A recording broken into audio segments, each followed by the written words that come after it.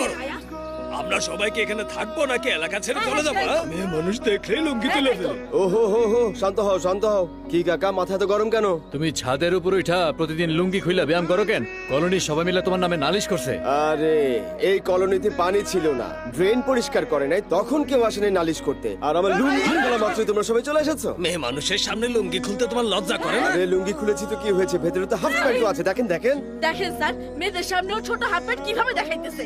এই যে আন্টি শোনেন, আমার হাফ প্যান্টটা তো ছোটও না, আগে আপনার মেয়েকে দেখেন, ওটাকে বলে ছোট হাফ প্যান্ট।